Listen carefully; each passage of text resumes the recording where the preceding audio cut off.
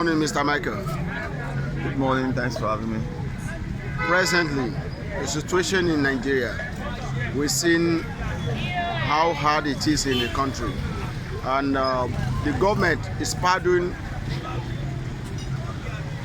budgets, and a lot of people are not happy about it with the situation at hand presently, when a common man on the street cannot even feed on daily basis. What's your take on that? Of course, the take of any sane mind is that it's unfortunate that at a time when an average Nigerians are going through a lot of pain as a result of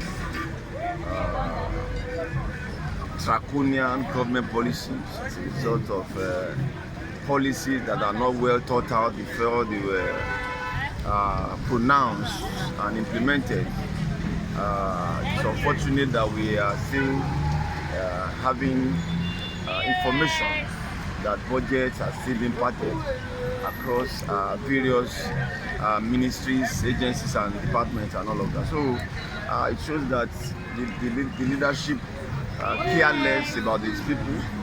It shows that government is not sensitive to the plight and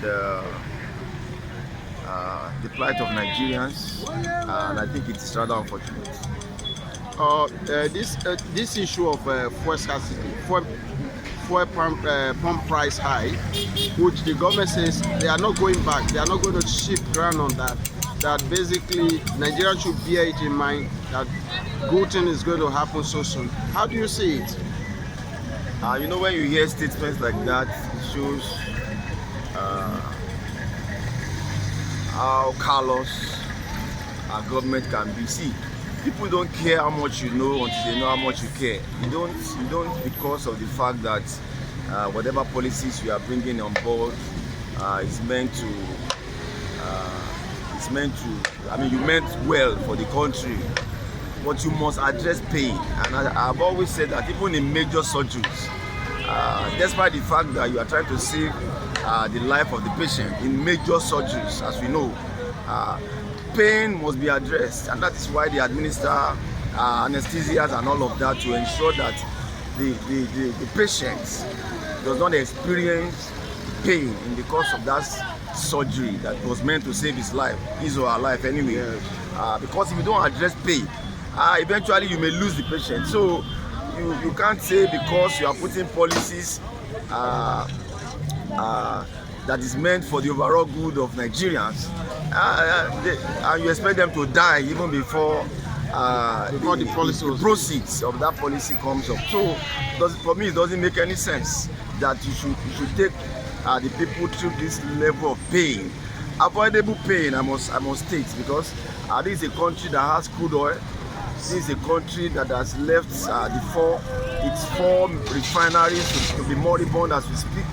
They are not functional. So you rely on imported products, and eventually that has resulted into the costs that affected the costs. It has raised the cost marginally and all of that. So if you have done the needful, you have done your due diligence in terms of ensuring that the four refineries are in order, and we have these products locally. So what stops us from refining locally, so that the prices can come down? You can also see the back and forth that is going on even with the private Dangote refineries that we know.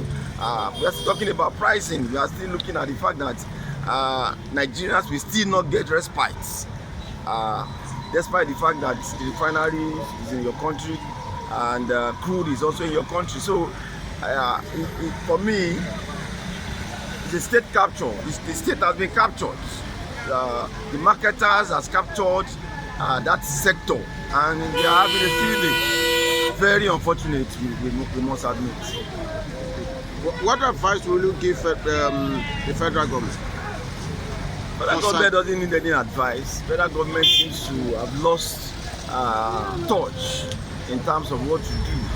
And you know, it is only in this part of the world that people don't deem it fit to resign when they fail, or when can no longer prefer solutions to what they claim to know. It is unfortunate. I mean, leadership is not just about going around the world and jumping around various countries and saying you are looking for investors. No serious investor want to leave their place of abode and come to a volatile environment like ours, an environment that is you are not even sure of the next economic policy. No serious investor want to come into such environment. So for me, the government doesn't need advice. They should do the needful if they feel they can no longer address the challenges of our nation. They should do the needful. They should leave the office, and I think that's my point. The 4 years shouldn't be automatic. The 4 years should be based on the fact that you are able to deliver. The moment you see that you can no longer deliver, the moment you feel that you are not meeting up, there's nothing wrong in stepping down and allow somebody else to give it a try.